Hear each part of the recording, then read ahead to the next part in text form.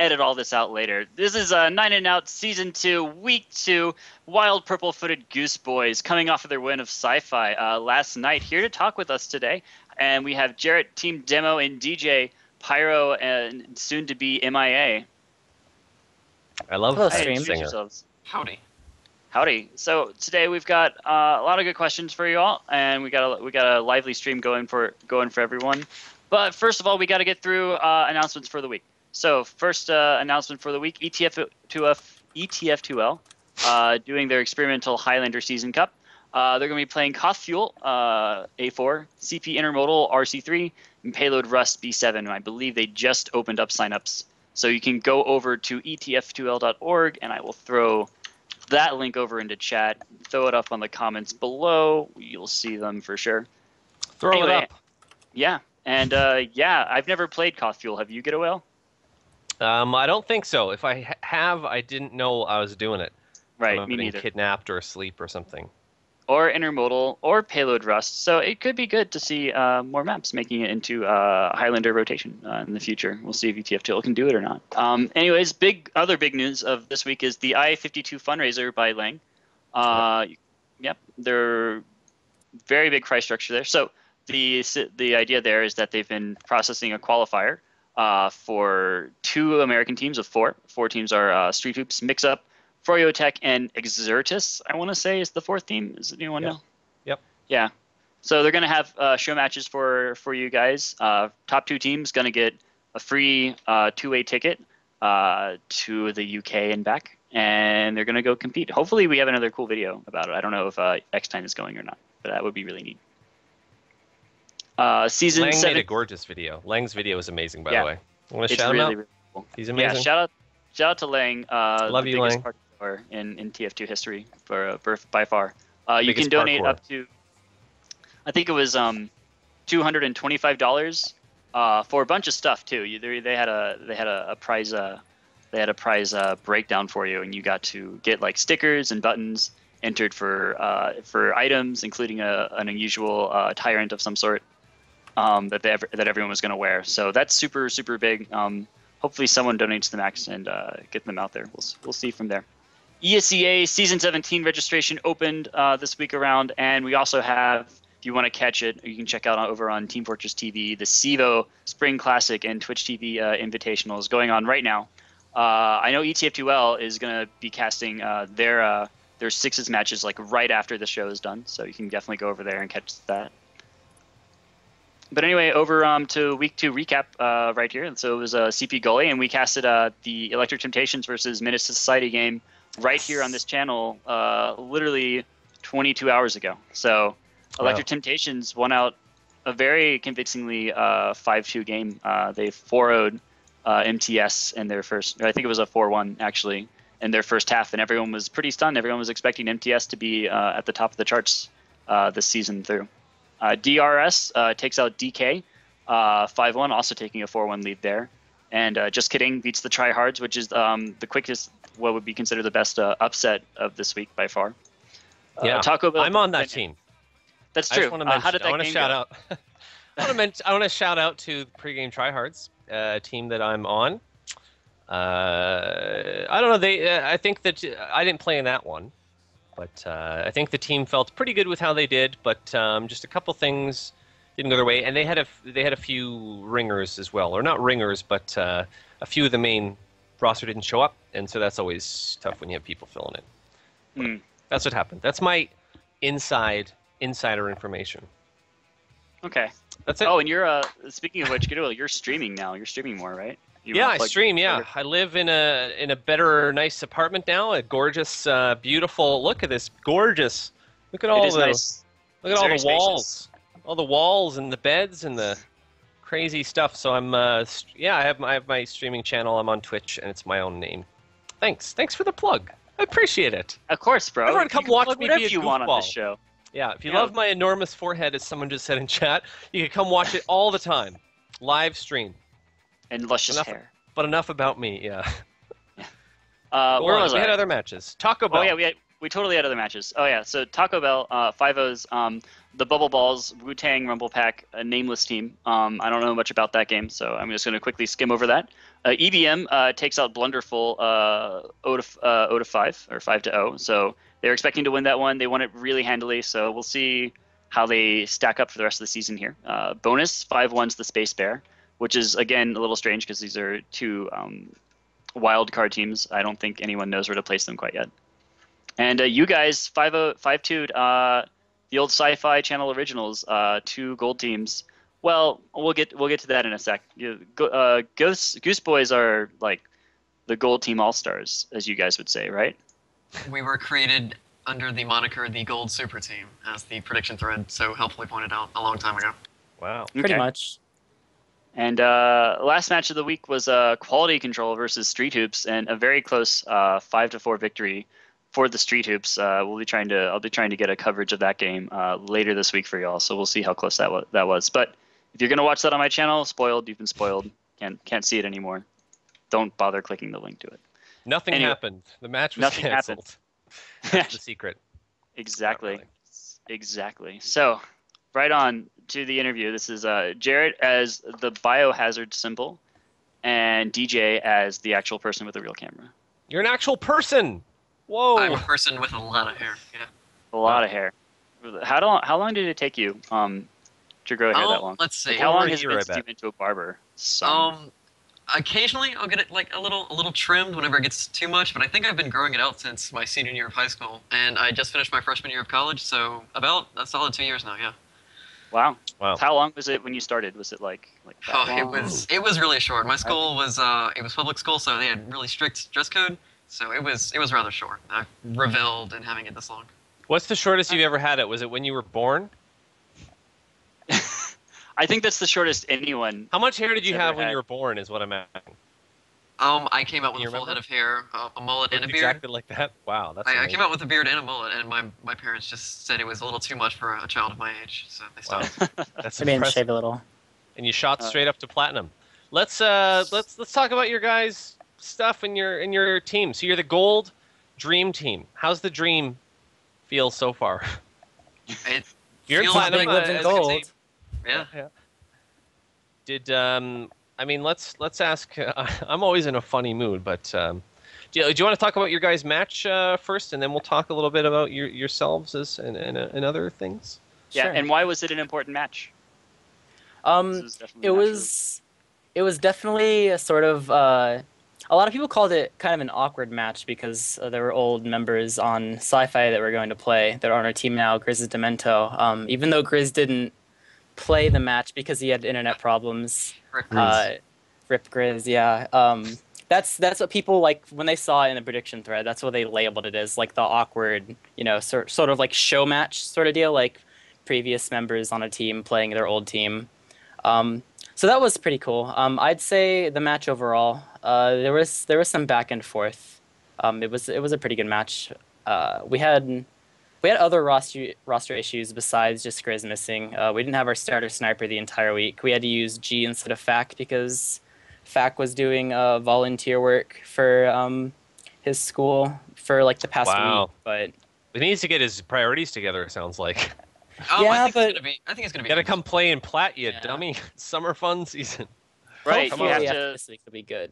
those sandwiches can deliver themselves or whatever. Needs he to does get his for act together for volunteer. sure. Oh, he's on our Snapchat. He sends us pictures of him holding up like pillars for houses and stuff. It's fairly interesting. Nice.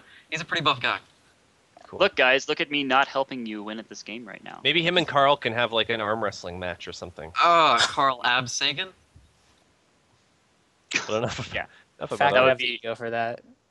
That would be awesome. probably Speaking would. of which, you should totally tell us why Thack isn't playing for this week. And it's because he has a brick for a computer, I keep hearing. Well, overall, like it was like him playing is sort of sketchy to begin with because a lot of times his computer isn't really that good. So I know in our upward match, he was he was freezing a lot. I know that's not really an excuse for how his performance went in that match too much, but it was definitely a little bit detrimental to him. And along top with that, because of his volunteer work in graduation, he has basically made 0 scrims in the past 2 weeks and missed our gully wash match. So hopefully, after all the volunteer work and stuff clears out, which I think it does, like tomorrow or something, that he'll be able to actually come back and play with us. So looking forward to that. Demento's in the chat saying Fat carries the team. Is that true? Can you confirm? Does he carry? Yeah. He was, I believe, whenever you guys, I think it was you guys with Mustard talking about the overall plat thing whenever the season started. Was that you guys? No, that was just Mustard doing his own thing. Okay. His Mustard, he went through the team breakdowns and he listed Fac and Demento as our two carries. So Wow. Fac is rightfully cemented in his status as a carry by Mustard. So Like Dota. Yeah, so I guess you should go down the roster of who's on the team. So we know we got Demento on Spy, we got you DJ as Pyro, Jarrett you're the demo, Fac is our sniper, and who else is makes the main 9, and you're DJ, you're leaving very soon. I'm leaving for this week. I won't make the match this week because I'll be in the air flying to the UK. But I'm going to try and scrim with 110 ping while I'm in the UK. So I should make all the matches after. Wow, perfect. Really? So you're taking your computer with you, like? I've got a source there. So things should be- Sweet. Secret source. Can't. Let's see.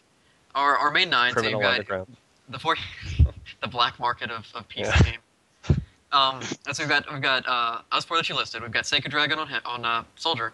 We've got Fac or G on Sniper. Yeah.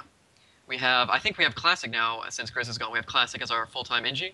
We have Just in Time as our medic. I believe we have Mini as our heavy. That was a roster change that happened this week too. Who else am I missing? Scout. We've got High Five on Scout, and I think that's it. Could be wrong. Pressure. Did you Yeah, count and, how many you listed?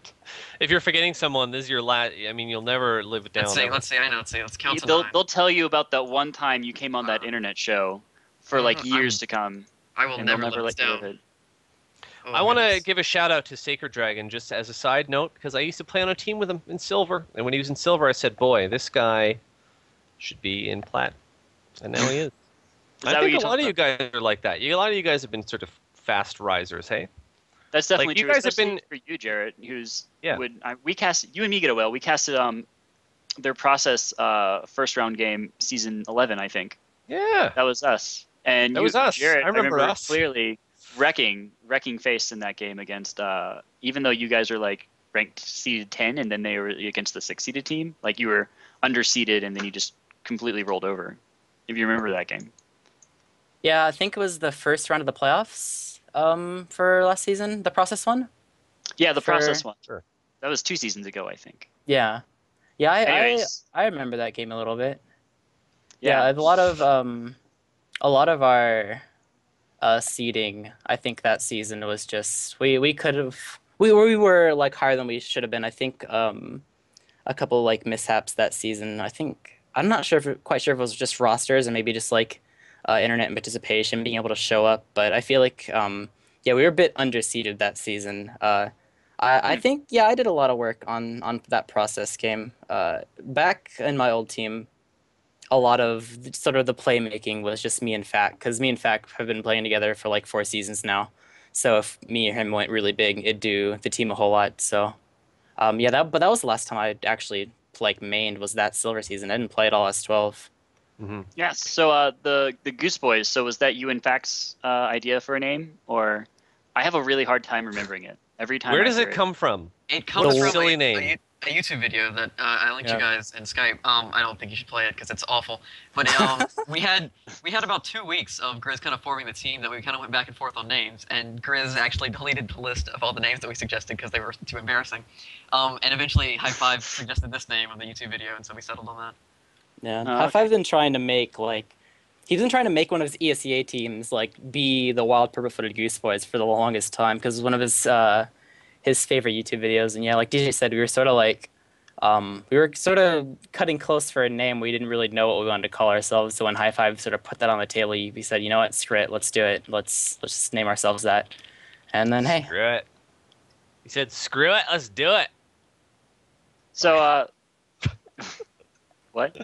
I'm Just being Canadian. Don't worry. Don't That's even worry about exactly it. That is Yes. exactly Don't worry what about Grizz it. sounds like. so I guess Grizz is not here and Grizz should be here, but I guess you could talk more about like how the team was formed. But it didn't start with just you, Jarrett, and Fac, right? It started with with It Grizz started with and a few others. Grizz. It started Yeah, with Chris, yeah. Grizz basically wanted. He sort of like that's why he also wanted to play in gold. He wanted to sort of have like a relaxed season, which is some of the people like that he knew that he wanted to pick up and be friends with that he hasn't had the opportunity to play with on a team yet. So he sort of started gathering the idea of who plays what class that I'm friends with that I can pull to make this gold team. And he pulled High Five because he knew High Five. He pulled Fac because he was back up for Sci-Fi for a little. He was good with friends with Demento, so he pulled him, and then started just picking from a bunch of other teams that were dying or just leaving their team to sort of form this. But in the end, even though he wanted to sort of make it gold, like the caliber of the people that we picked up was good enough for platinum, so he went there instead. Yeah, and you were telling me before we went live here that you still don't have a heavy like fully set in place yet. No, we did some tryouts preseason. We tried out like 10 heavies. I wouldn't be lying if I didn't say that we didn't find like the perfect heavy for us. We sort of just picked the best one that we had. Discario did a really good job for us when he played, but he wasn't exactly up to par in what we were looking for, and the direction that we wanted to take the team. So we let him go after Upward Week, and we used ID Mini in our Gully Wash match, but he's only really helping us out temporarily. Within the next week or so, he'll be gone on another team, and we're still in search for a heavy. And I'm not quite sure who exactly we're going to pick up. We had some tryouts lined out, but so far with every tryout that I've talked to, there's been some complications. Like one that I talked to is going to be leaving right before playoffs, so it's a bit iffy picking him up. One is kind of guilty about leaving their team they're currently on right now and don't want to leave them heavyless in the middle of the season, so that's a bit sketchy. Yeah. That would be terrible to be heavyless. It's sort of tempting to just take one of our backups that we have right now, whether it be Descario and Emperor Canadian, and see if we can just play out the season with them. But this is a very early stage of our heavy looking for team time, so we're sort of the viewers, if you're out there, yeah, if you're a heavy, if you know how to right hold down a left mouse button, you can play heavy in platinum, and that's a fact. Yeah, let me just link you proof. Jarrett's Steam ID right here and his Gmail account. Not to discount Discario, like he was a great heavy. He was a silver all-star, and just he was a great guy. He was fun to be with a Mumble, and he had solid tracking. Heavy DM is as good as that can get. It's just he jumped straight from silver to platinum, and so it was kind of a large leap. So we didn't want to put too much pressure on him. So we thought we'd kind of look around for people that have been in gold, been in plat, and have some more experience. That kind of limits your pool a little bit, right? Yeah, it does a little bit. Yeah, because originally we were going to stay in gold, and we're, silver to gold, finally, especially if you were an all-star. Demento and me. So, subtle. What would... So, what are you looking... well, I guess as a Pyro, what's the big difference moving up from like gold into platinum?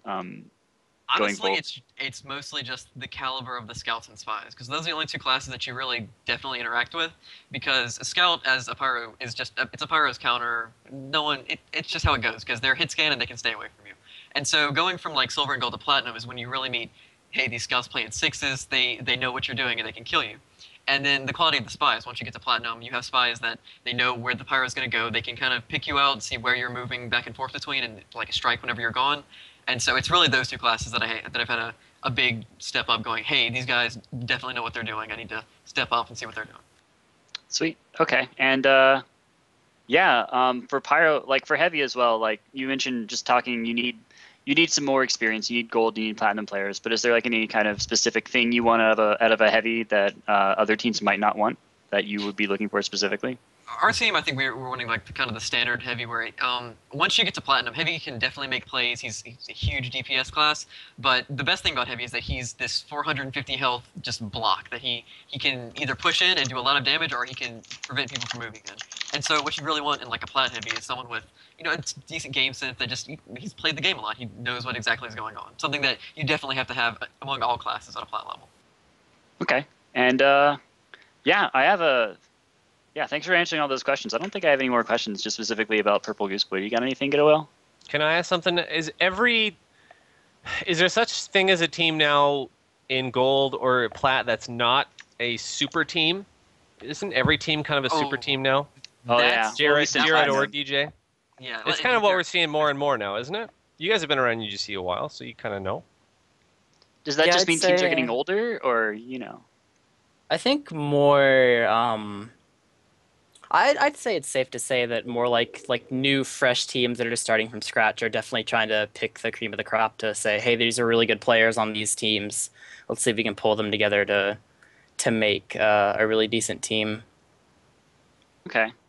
I guess from team building, like, how do you know? I guess you never know, but how do you know, going in that, hey, this person's going to listen to that person, and this person's going to respond well to this other person? Let me ask it a different especially way. in a new team like this. Yeah. I mean, let me ask it a different way. How many scrims or times playing with new people does it take to sort of get a feeling for how well they're going to work together with someone? Because sometimes you can scrim with someone 4 or 5 times and they're great at the game, but they don't necessarily fit in with you. And how long does it sort of take to build that kind of stuff? That is such a huge question. I've been around since season 6, and I play with a bunch of different teams, a bunch of different people, and there's never really a point where you can be like, all right, this is a team, everyone knows what everyone else is doing, and we can play off of each other. Wow, that takes a lot. And so teams like R5, which is mostly the bulk of the cuties going up, definitely have an advantage over teams that have just kind of been cobbled together, like supposed Plat team, Taco Bell Bonanza. Please stop messaging me, Giraffe. I said it. Is definitely they're definitely going to have. They might have stronger DM per class, but they won't have the team composition where everyone knows kind of how the other person plays. And there's really, you can't say, oh, once you play X number of scrims, you can mesh perfectly with each other player. It's just something that kind of happens naturally, and whenever it happens, among players, that's whenever you get these really, really strong teams that stay together through multiple seasons and keep going. All right. Well, thanks for answering all those questions. Would you mind if we jumped into Lakeside real quick and just give the new players a little bit of a preview of what they're looking at? I think at this point everyone has seen Lakeside in their life before, but I'm not sure everyone. Yeah. And Jarrett, don't be afraid to jump in here anytime. I know you don't have a camera, but we want to hear from you. Cameraless.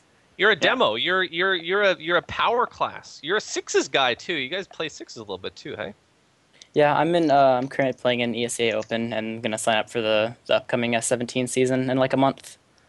Do you find what were you into first, sixes or Highlander? I started playing Highlander season 6, same time around DJ, and then I think during season 9 of Highlander is when I actually started to first play sixes. So I started playing Highlander first. I have more experience in it. Find that the sixes as a demo, you find it helps you with the Highlander a bit, or vice versa, or?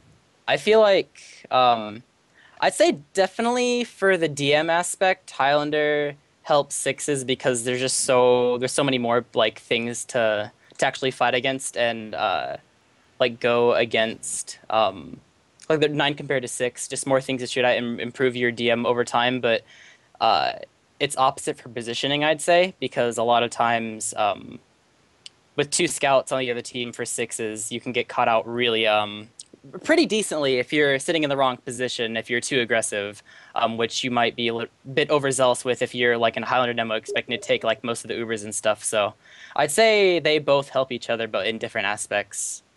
Cool. Okay. We're just loading up the map here. It'll just be a second. Almost right here. Just to touch on that, somebody just asked and slacked TF2 in chat. Is asking about how to improve as demo in sixes. So would your advice be play Highlander, or should it be MGE, or what would you say real quickly as we get into the map here? I'd probably say one of the biggest things for sixes, just improving overall when it comes to positioning and DM, is you're probably gonna be one of the more higher damage dealers and take up probably second in heals and things like that. You're gonna be a decent core of the team, sort of like you are in Highlander, but like I said, you can get punished way more. I'd say one of the biggest things in the sixes aspect is making sure that you're sort of centralized in a position where if something goes very right for your team, that you're able to actually capitalize on it and be close to something to be able to shoot it and have your team support you. But if something immediately goes wrong, that you're not too far forward that you can escape with your life. So you gotta be able to act quick, Positioning. basically. Mm-hmm. act quickly and making sure that you're Drink a Red Bull preparing. before every match, maybe. All right, so we got Lakeside loaded up. We're seeing classic obelisk view right now, and well, at least I call it obelisk. But I wanted to ask you about callouts. So what do you call internally within the team? What do you call all of the structures within Lakeside when you need to be spatially aware of things? All pretty that's- standard names. Everything kind of changes per team. I don't think have we gone up Sure. Lakeside yet, Jarrett? I'm just asking you, I think- what's been like the call out during? Well, I guess we've just started scrimming now, so I guess it'll be Yeah. figured out as it goes on. Yeah. But We haven't scrimmed too much. I think we've scrimmed Lakeside a few times. But we never actually sat down and done an actual map review. I'd say what I've heard, or what I've heard in the past, and what I've heard recently from at least when we scrimmed Lakeside before the preseason was the little pool house. We either call pool house or lake room or something along that matter. Something that relating to the actual water, and outside of the actual pool room, not next to the point, but way back. By like the little cave and the bridge that people call cliff. And then there's the bridge itself, across the map from the cliff, across the entire like yard area. I know some people call ruins. I think I've heard a few people call it Egypt once, but maybe they're referring to like sort of like the battlements area on the bridge. And then behind the point, people usually call it obelisk or palm tree or the like. I've heard people call the cliffside with the cave and the ammo pack bookcase, because the little cover right there looks like a bookcase to some people. So I don't know. There's that. Let me ask you a question about how you feel about the map, but I want you both to fill in this sentence with your own reason, and we'll start with Jarrett and then do DJ. I blank, and it's either love or hate Lakeside because blank. Jarrett, go for it. Go to Vegas. I hate Lakeside because I'd say that people could agree that overall it can be very well seen as a sniper and demo map when it comes to the giant sightlines and the wide open spaces for it to be at a total DM fest at some points. So that can put a lot of pressure on me, and if I don't personally perform very well and making sure that things are damaged on my team for them to clean up, then it'll be very more difficult for us to actually take around against certain teams. So that's why I don't particularly like COF maps in general. Sorry, there could be a but though. I guess there could be a but. Is there things you like about it? You don't like it for that, but do you like? Is there stuff that you do like as demo about it? It's nice that I like how it's a DM fest. Besides like the pressure aspect, there's always something for me to do because it's a wide open space around the point. You can generally see a whole lot of things that are going on the opposite side of the map. So there's always going to be things to shoot at. You're never just sort of sitting around waiting for something to happen in a stalemate, because there's always going to be something to rotate to or something to shoot. So that's generally good. All right, DJ, fill it in. Fill in the blanks. I absolutely cannot stand Lakeside because that wasn't an option. It is hate. a demo. You're a listening. demo and sniper map, just like Jarrett said. Because if you have a strong demo, then the entire map is slanted downwards on both sides. And so if you have a strong demo, you can constantly keep pressure up on them. People like to put their dispensers by palm tree. And if you have a demo that can constantly put spam on there, then it's just a losing battle for the losing team. Do you get bored as a pyro on the map? Oh god, no. There are so many little Lots nooks and crannies that spies can hang out on, especially by point. There's multitudes of like little corners that spy can hide on that I constantly have to be checking. Whenever my combo pushes up, I have to just kind of know that they're pushing up so I can check behind them. Because if your demo pushes up, to get some extra spam, then I've got to be on top of him so that the spy doesn't come in and get a free pick. It's a chaotic map. It's not well designed because of it's wide open, and it's like Jarrett said, a demo and sniper map. If you have a good demo or a good sniper, then you can completely shut down the other team regardless of how well the other DM of your players is or the game sense. And it's just not a good map for Highlander. For sixes, I don't think so. It's fine. Would you guys both agree with that then? Would you prefer it not be in the rotation? Oh, yes. Even for summer fun? Gone. Summer fun season? You get to have fun in the summer. Summer fun. I'm not going... No, okay, last time we had summer fun season, we had Dom Canal Zone, and I'm not reliving that hell again. Oh, that's true, yeah. We were talking about Dom Canal Zone last time, too. Everyone loves it. It's the best map ever. I have another good fill-in-the-blank question. I think that's a good format. So, out of 100% the initial rollout is worth blank percentage of the round. Oh, at least half. At least half, at least 50%. So you're saying that if if I screw up my agree. first jump on the demo man, just getting out the middle door and being about 2 seconds late, you've already lost like half your chance of winning the map. If you kill the opposing demo, which you're more likely to do it, like if you're faster and you can see him coming and you can sticky him out, then you basically have complete control for the first at least minute and a half. Because if you can kill their demo, then they're basically going to be forced to play pretty passively. And if at any point you can kill the medic, which on a map this open that you can just constantly go through flanks is a fair certainty, then that's already a minute and a half gone just for building Uber to get back on the point. It's a very, very easy map to just steamroll over because you can hold so forward. It's just if you lose the opening rollout, you've lost a minute 30, almost guaranteed. Yeah. Well, what about the sniper role? Because as you guys are talking about, this is just such a massive, huge map. You oftentimes see snipers pick out a demo, and then that's sort of the end of it for the combo for a while, or vice versa, or you get a sniper advantage, and then people have to play cautiously. So how important is sniper compared to everyone else, I guess, on this map? It's so huge. I would say even if you have like going on tandem with the rollout thing, including a sniper, even if you have like, oh, we have more of our combo classes up, if their sniper isn't down, they can sort of a good sniper can make sure that a team from progressing can be pretty blocked, depending on like what players are up and things like that. But going on tandem with rollouts, even I've noticed sometimes in lower levels where if a demo kills the opposing demo and they don't necessarily go off of it, they're still waiting for an actual Uber instead of just doing like a soft push. They still like both teams still sit at their palm tree. If like one team is running crits and one team is running Uber, and both combos are staying alive because even in a lower division they might not really push. Sometimes the spam that the crits team is taking will make their crits build faster than the other teams, or just like they'll get their Uber faster in comparison because they're taking damage and their Uber's building faster compared to fully buffed players, and they're actually able to go off that advantage. So, and that's why a lot of teams they don't like to aggress sometimes just because of this whole sniper being up, even if they have like a good combo advantage. So I'd say a sniper can shut down a decent chunk of a team on Lakeside pretty well. All right. Well, thanks for all that. Thanks for all that Call Lakeside information. That's all I got. Gettable, you got anything else you want to follow up with? Not about Lakeside. Sure. Everyone hates it. How come we have to keep playing stupid Lakeside? Because true. Huh? UGC. Valve? Because UGC. Yeah, this is Valve's fault. Made it an official map, and now it never goes away ever.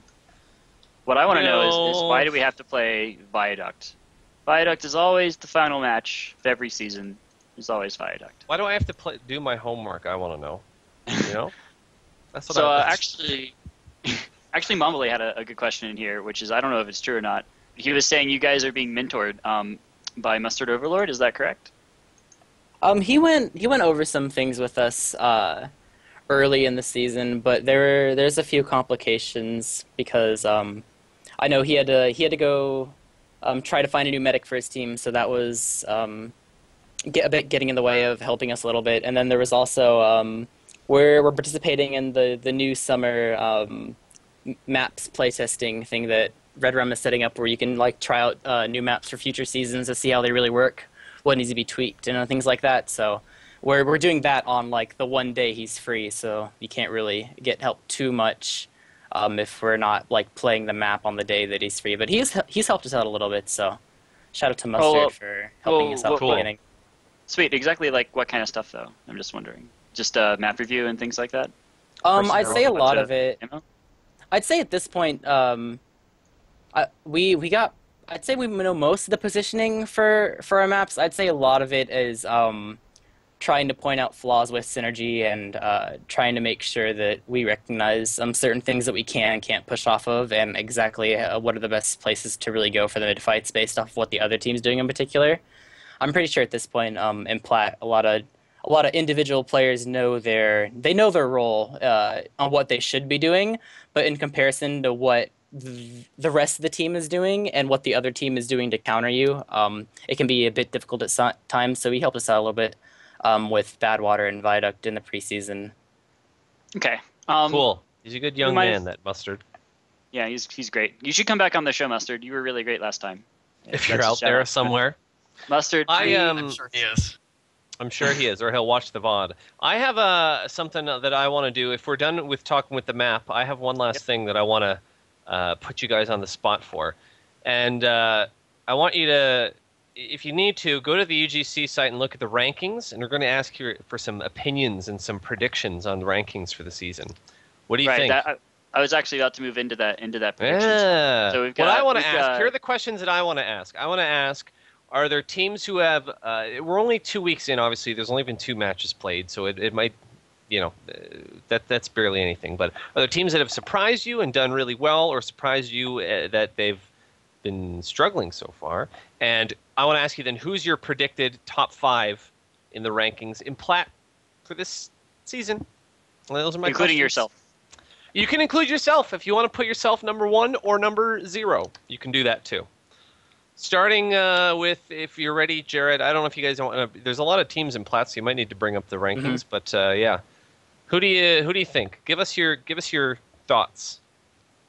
I feel like Quality Control and Runaway 5 should be, I know it's pretty early, it's only been 2 matches, but they've only actually really played 1 match. Quality Control because they started late, and Runaway 5 because they had a bye week. I don't think they didn't get match points for their bye week, so that's why they're sitting at rank 17. That's unfortunate. But I feel like those 2 teams are definitely ranked way lower than they should be right now. I feel like they can sit somewhere around mid pretty easily. I'm happy that Just Kidding was able to get a good roster going after weeks of seeing Nursey say, we're going to play in gold. We have a roster set for gold. We can't do plat. It seems like they're being able to hold their own, so I'm really happy for them. They're able to pull it together. Yeah. And I'm glad that plat's getting this big. There's actually something to really play for, making sure that you get your seed compared to last season where you just need to not make last. Who do you want to play buddy? this week? Top 5. Oh, No, yeah, top 5. You didn't give your top 5 yet. Oh, top 5. Rules. Let's see. I know some of these teams are. I think some of these teams are off-classing, if I remember correctly. I heard in Street Hoops and Bonus. Bonus has been off-classing as far as I can tell. Bonus is a little bit before my time, but people tell me they are off-classing. Yeah. I would say, in no particular order, I'm just going down and looking at familiar names that I think will really do well. Obviously, MTS will do really well. ET will do really well. I think in time, I haven't really scrimmed Bonus or Street Hoops yet. I feel like they could do well, despite being on their off classes. They can be somewhere up there.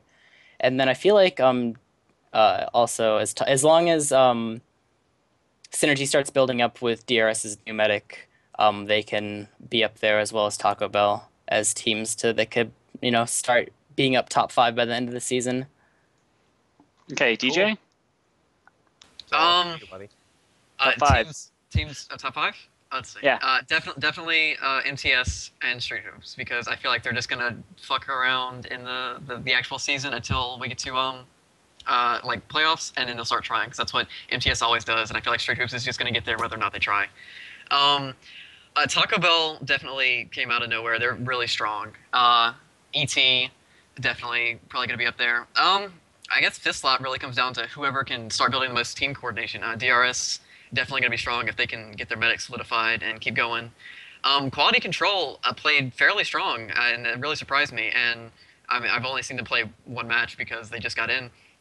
But they could definitely be a contender. Maybe Bonus if they stop off-classing and really care. Maybe Summer fun, though. Summer fun season. Summer fun season, so do whatever. Who do you want to be matched with this season? This season? Or well, this week. Sorry. This There's like 7 choices. You got like EBM, MTS, Tryhards, Stunning Cougar, Bonus, Street Hoops, the Wu-Tang. We wouldn't win against MTS because I talk to Marissa and Harville occasionally, and I know they're pretty good. If I wanted like a real challenge, I definitely want to go up against EBM because I feel like I've played against most of the EBM players in gold or in silver or wherever, and so I kind of know what we're getting into, and I feel like we've definitely been evenly skilled match throughout the last couple seasons, so I definitely want to play against them. Yeah, Mamboulay, I think calling you out over in chat over here. No, it's someone else, but he's been chilling out over here. I think that'd be a good match. That would be a good trial by fire match for you guys for sure. I think that'd be really, really good. How do you think they're going to do? Do you think they're going to do 8-team playoffs again this season, or do you think they're going to do like 16 and then drop out somebody and have like double elims? They had I think there's like double elim was supposed to be like the plat thing because they lobbied for it whenever they had the plat team meeting over the summer, like over the off season. So I think it's probably gonna be 8 and then double elims, so that people are actually gonna have to work for it rather than like it was last season and I think the season before that, where if you were in plat you had a playoff spot basically regardless. All right, one more thing because I gotta go because it's my birthday. I gotta have birthday dinner pretty soon. Sorry guys, I'm too old. I'm not even going to say my age. I'm at the point where my age is not something I want to tell people now. It's TF2 like getting old. TF2 45 years old. Happy birthday. He's 45. 45 years old in TF2 years, meaning I've been through that many updates divided by 10. In Valve time. In Valve time. One more thing. Are you going to be running the crazy flamethrower whose name I just eluded me? Flogistinator? Thank you. The Flodge. I really wanted to run it on Gully Wash from whenever you're pushing from mid into second or from second to mid is probably the best place to use it because both teams hold right on choke. Like both combos will most likely hold right there. And so if you can pop Uber and then pop your flog charge before anyone realizes what happens, you can walk into them. And something like that happened to us on against Taco Bell on Upward. They had a really good flog play that came out of nowhere with Geosis, their pyro, and it wiped our combo because no one expected it, and it just came out of nowhere. I don't think it's going to be a thing that you can run like seriously. Like you'll get one really cool frag vid moment out of it, and that's kind of it. Yeah, it's wonderful. That's what I want to see. I feel like teams that want to use it, they'll use it once, and then if they don't switch off of it, they might get a bit punished because of the lack of an air blast, and teams will recognize that their Ubers won't get really stuffed if the power doesn't die. Because we did a gully wash scrim the other night, and I don't remember which team it was, but some team used flog against us, and it worked decently well, but the power didn't die, so we knew that this power's not going to have an air blast. He's not going to have a charge. He just used it, and you can abuse that too. But it can be a playmaker, but not to a very large extent, only to a small extent. Like the most you get out of it is like one round or like one really good push, and after that it's kind of useless. Yeah. All right. Well, I'm out of stuff. You got anything else? Well, if it's your birthday, unless totally these guys, we were asking DJ before the thing if he has a camera, does he have any crazy talent he can do? He had a drink that I'd asked him to chug. I don't think he has any other interesting thing to do. I mean, people want to see talents. We've seen you play pyro, but your we want to see hair is a talent upon itself. You can gaze at my hair, and then you can also keep tabs monthly on how long it grows, and we'll see how long this goes. But yeah, DJ, you have a lot of fans in chat from what I've seen who are loving talking about your hair. They just love you so much. Once you pretend to look like a girl, then people think it's funny. Pay more attention. I'm just gonna keep doing. Yeah, I know it's the most attention I've ever gotten since high school. So we'll start a Kickstarter for you to get your haircut, maybe. Maybe. Stay tuned. I'm just going to take the money and run. Patreon campaign. Okay. So you have no talent? You're not even going to chug your drink for us like a man? I don't think so. I was. It's empty. I knew it. I could take shots if you guys are into that, but that would hurt, and also I'd rather not. How about I have work tomorrow. Some week we'll cast your guys' team on XTV hopefully, and you have to bust out a flog play if you're being cast. How does that sound? In a couple of weeks, look for us in playoffs, and for every spy kill I get, I'll take a shot, and we'll see. And Jarrett, what are you gonna do for your crazy play? Are you gonna bust out the sticky jumper at some point? It's summer fun season. You have to. It's the rules. UGC rules say you have to have fun. I've busted out the sticky jumper for Upward Week already. Just doing K-Burger bombs, which are still successful in Platinum, by the way. Big skybox, yeah. At least for low plat to mid plat, but I don't know. Maybe I'll try to play with the loose cannon or something like that. Just something new. I know I play generally pretty stock, so I can try something out. You can hit comma to pick your class, and then hit 8 to pick sniper, and then just be like, this doesn't seem very hard, back. Choose snipers, no problem. Cool. Well, I want to thank DJ and Jarrett then too. And the only thing I wanted to say, Turbo, then before you wrap it up is stay here on X Television in about an hour and a half. We're doing ESEA IM playoffs. It's sixes. It's not Highlander, but if you're into sixes, we're doing it's Blockback Mountain versus Zero Hour Gaming. And it's going to be me and Marcus and Mr. Dashner on cam, and it's going to be good old times. 6 players aside. That's it for me. 90 minutes from here, guys. And yeah, thanks a lot for coming on. We're definitely going to be seeing more of you for sure within the next couple of weeks or so. And maybe even next season if this team goes well. Hopefully it's not just a one and done kind of thing. Yeah, guys. Best of luck for sure the rest of the season. Yeah, best of luck. But right now, I'm TurboCop. You are Get a Whale. This is our guest, and we're signing out.